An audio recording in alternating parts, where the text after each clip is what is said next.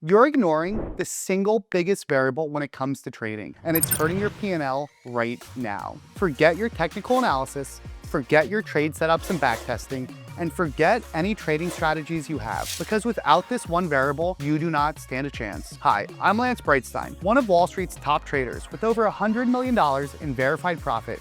And now, along with trading, I also share my methods here and in my course.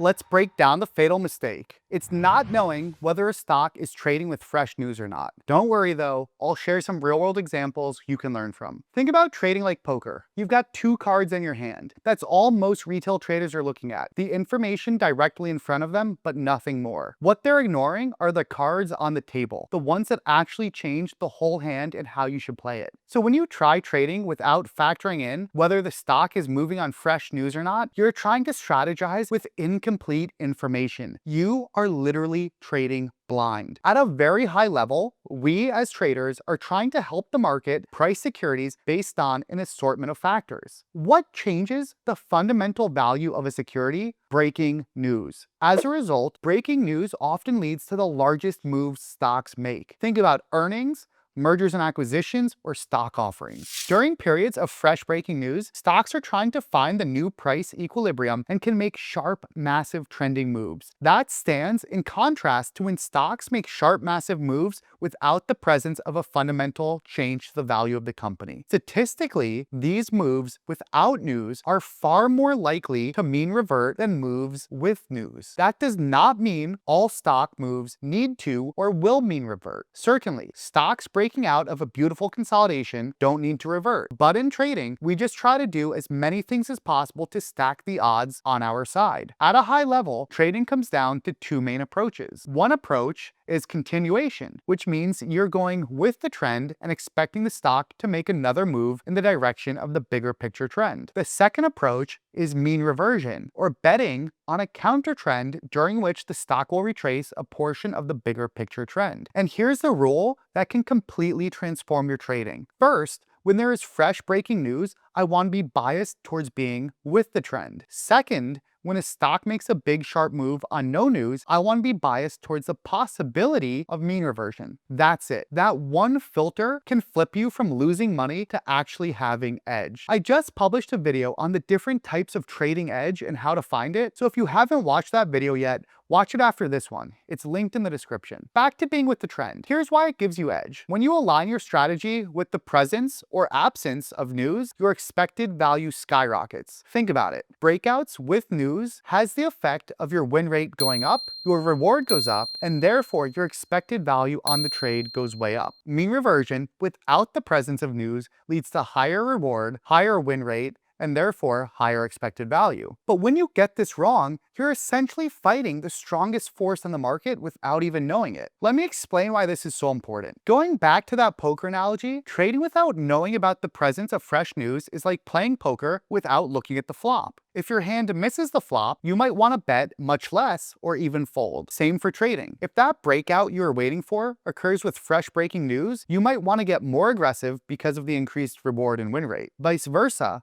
if that big move occurred on fresh breaking news, you might want to get far less aggressive fighting it, or maybe even skip fighting it altogether. Imagine backtesting whether you won a poker hand and not paying attention to what the flop was. It would ruin all of your data, right? Similarly, backtesting continuation strategies or mean reversion strategies without paying attention to news would be the same equivalent. You can come to totally incorrect conclusions as a result. Or you might throw out a continuation strategy that works when applied to stocks breaking out on fresh news, but otherwise has too low of a hit rate when that variable gets overlooked. I know that's a mouthful, but I can't stress how important that point is. If this is feeling a bit too advanced for you, I'm publishing a video on trading for beginners soon, so subscribe and turn on notifications. And if you're serious about trading, consider joining my course. Link is in the description. Now let's finally dive into those examples. Let's take Hertz on April 16th, 2025. Welcome back to Squawk Box. Shares of Hertz jumping in the pre-market. This follows a more than 50% gain yesterday.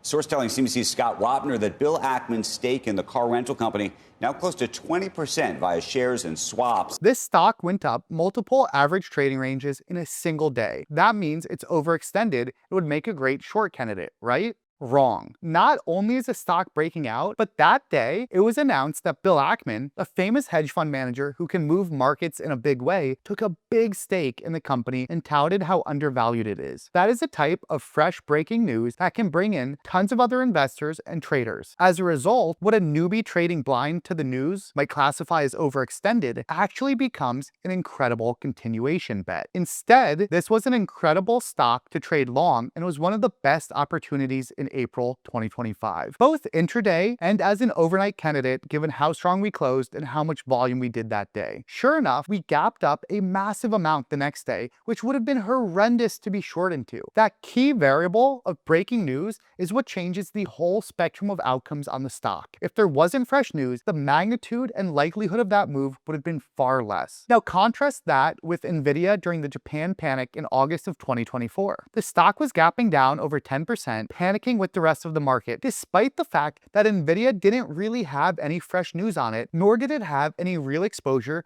to what was going on with markets in Asia at that time. As a result, if you are betting that the stock will go lower when it's down over 10% in one day on no news, that is so often going to be a fool's errand and almost always negative expected value. When there are outsized moves on no fresh news, that is often when mean reversion traders want to bet on a retracement and often make money doing so. Because the move wasn't news driven, and many times it's just an overextended technical flush and an otherwise healthy name, that's the difference. With news, consider looking for setups in your playbook to go with it. Without news, consider looking for setups in your playbook to capture the counter trend. If you're like, what is a playbook? Watch this video. It's linked in the description. Why do most retail traders miss this variable? It's because they don't have any news sources. Now I know what you're going to ask. As a retail trader, how can you find out whether there is fresh news? So the pros like myself use Bloomberg, but it's cost prohibitive at over $2,000 per month. That being said,